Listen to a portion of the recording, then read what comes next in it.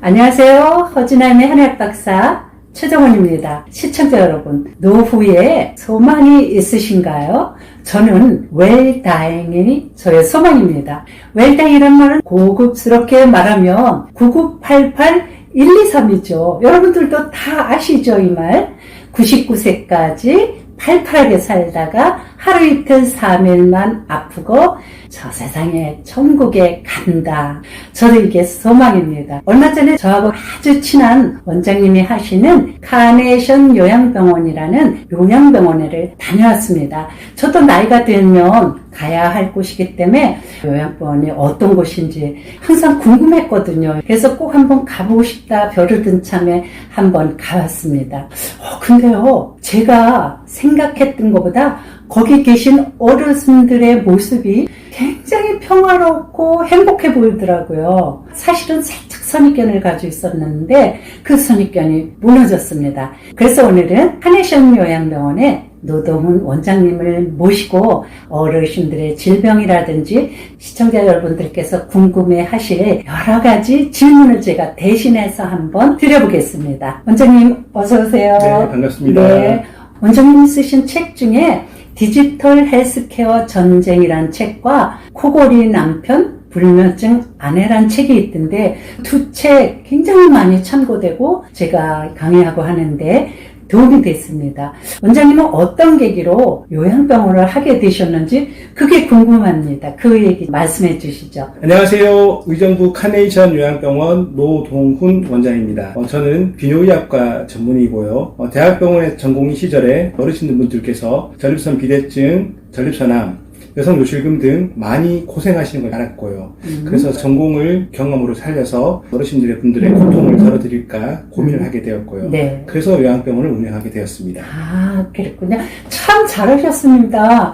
요양병원 원장님처럼 마음이 따뜻한 분들이 하셔야 되잖아요. 원장님 마음 따뜻한 건 제가 이미 알고 있고요. 근데 원장님은 특히 노인성 질환의 전문가시잖아요. 요양병원에서 주로 보는 노인성 질환들은 어떤 질환들이 있나요? 주로 치매 환자분들 많이 보시고요. 또 네. 저희 전공 과목인 전립선 비대증, 네. 그리고 낙상골절, 네. 다양한 질병들이 많이 있지만 이 세 가지를 오늘 말씀드리겠습니다. 네. 원장님께서 치매 말씀하셨는데요. 70세 이상 우리나라 노인 1000명에게 질문을 했답니다. 당신이 나이가 들어서 노년에 가장 두려운 병, 걸리기 싫은 병은 무엇입니까? 라고 물었더니 당연히 1위가 치매였답니다. 치매의 특성, 예방법, 치료법에 대해서 좀 들려주실 수 있을까요? 치매는 알츠하이머 치매라고 불리는 노인성 치매와 네. 뇌졸중 등으로 생기는 혈관성 치매, 그렇죠. 그 외에 뇌 기능을 손상시키는 모든 질환들이 치매의 원인이 됩니다. 네. 이제 반드시 알아야 될 것이 치매와 건망증을 구별하셔야 되는데요. 그렇죠. 건망증은 기억력은 떨어지지만 판단력은 정상이기 때문에 일상생활에는 지장이 없습니다.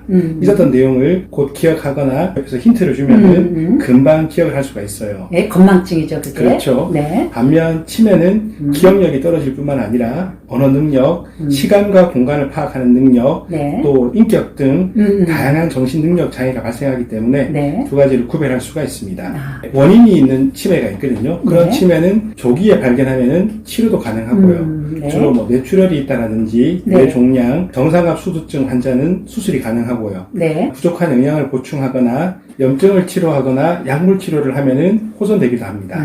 그러나 알츠하이머 치매는 서서히 발생해서 증상이 심해집니다. 네. 그래서 호전을 기대하기는 어렵기에 조기에 발견해서 진행을 최대한 늦추는 것이 가장 최선입니다. 현재까지 네. 치매 발생 원인이 네. 밝혀진 게 정확히 없거든요. 네. 그래서 원인을 알아서 치료하는 방법은 아직은 어렵고요.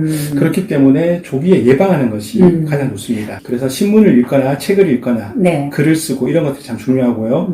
우리가 운동을 하면 몸이 튼튼해지잖아요. 네네. 머리를 쓰는 운동을 하면 머리가 건강해지거든요. 머리 운동. 네. 네. 원장님처럼 공부를 하고 영상을 찍는 것도 훈련이 되겠죠. 네. 야채나 생선같이 이제 네. 제철에 나오는 건강 식재료를 많이 드시는 게 좋고, 술, 담배를 삼가하는 게 좋고요. 밤에 잘 주무시는 것도 도움이 됩니다. 수면 중요하죠. 네. 네. 이번에 질문 드릴 내용은 50세 이후 남성의 60% 이상이 전립선의 문제가 있답니다. 원장님 비뇨기과 전문의시잖아요. 전립선 비대증 증상과 치료 방법 좀 알려주시죠. 전립선 많이 들어보셨죠? 남자의 보물창고입니다. 아무리 보물창고라 하더라도 네. 너무 커지면은 문제가 되겠죠? 그렇죠. 전립선이 커지면 네. 소변이 나오는 요도를 막아서 폐색을 일으키고요. 그렇죠. 나타나는 증상이 소변을 자주 보거나 밤에 이제 주무시다가 음. 소변을 보거나 갑작스럽게 참을 수 없이 소변이 나오거나 소변이 찔끔찔끔 나오는 증상 등이 있습니다. 네. 전립선 비대증 많이 두려워하실 필요는 전혀 없으세요. 네. 간단한 검사로 또 요즘 수술 많이 발달되어 있기 때문에 네네. 치료가 가능하고요. 네. 병원에서 문진을 통해서 증상을 확인하고 소변 검사로 요로감염이나 혈뇨 같은 것들을 하고요. 비대증하고 암이 있거든요. 이 두 가지를 구별하기 위해서 PSA, 전립선 특이 항원이라고 검사를 하고요. 네. 그다음에 요류나 잔류를 측정하고 또 필요하면은 요역동학 검사라고 있습니다. 네. 이렇게 해서 하고 치료는 이제 약물을 먹거나 수술을 하거나 할 수 있습니다. 네. 자세한 내용은 비뇨기과를 방문하셔서 결정하시는 게 가장 좋고요. 네. 요즘은 수술법도 많이 발달을 해서 외래에서 수술 후 당일날 태어나는 경우도 있고 하기 그렇습니까? 때문에 예전에 네. 비해서 간단하게 치료할 네. 수 있습니다. 원장님, 전립선 비대증과 전립선 암 초기의 증상은 비슷한가요? 구별하기 어려울 정도로? 네, 구별하기가 쉽지가 않습니다. 네. 마지막 드리는 질문입니다. 노년에는 낙상사고가 문제잖아요. 하지에 힘이 약하니까. 낙상사고, 골절, 각별히 조심해야 되죠. 예방법 좀 알려주세요. 아마 다빈도 질환 7위로 올라온 걸로 알고 있습니다. 아, 예. 예전에 없었던 병이 고령화에 따라 나타나는 거죠. 네. 젊은 연령과 비교했었을 때 낙상에 의한 사망률은 10배, 입원율은 8배가 높다고 합니다. 네. 일상생활에서 낙상을 예방할 수 있는 간단한 팁 몇 가지를 말씀드리겠습니다. 주로 낙상이 일어나는 곳은 뭐 화장실 타일, 마루, 미끄러운 장판, 계단 등에서 자주 생기거든요. 네. 물기를 잘 닦아주는 게 가장 중요하고요. 침대에서 일어날 때 넘어지시는 분들이 계시기 때문에 천천히 일어나시는 것이 좋습니다. 네. 특히 밤에 주무시다가 소변을 보러 가실 때 어둡고 익숙하지 않은 환경에서 네. 넘어지는 경우가 많기 때문에 은은한 간접 조명을 설치를 한다든지 예. 바닥에 물건을 치워주는 게 좋으시고요. 네. 그 외에 균형장애나 어지럼증, 부정맥 등으로 실신한 경험이 있다라든지 전신 쇠약하거나 혈압 네. 강화제, 수면제, 이뇨제, 알코올 등을 드신 경우에도 조심하셔야 됩니다. 넘어지셨잖아요. 예. 단순히 넘어진 건지 뼈가 부러진 건지를 건지. 구별하기가 쉽지가 예, 않거든요. 그렇죠. 일단 눌러보시면은 예. 압통이 있습니다. 그리고 좀 붓는다. 그러면은 골절을 의심을 해야 되거든요. 네. 이런 경우에는 더 이상 움직이지 않는 것이 가장 중요하고요. 부목을 우선 대고. 대시고 네. 119에 연락을 하셔서 병원에 가셔가지고 정확히 검사와 치료하시는 것이 가장 좋습니다.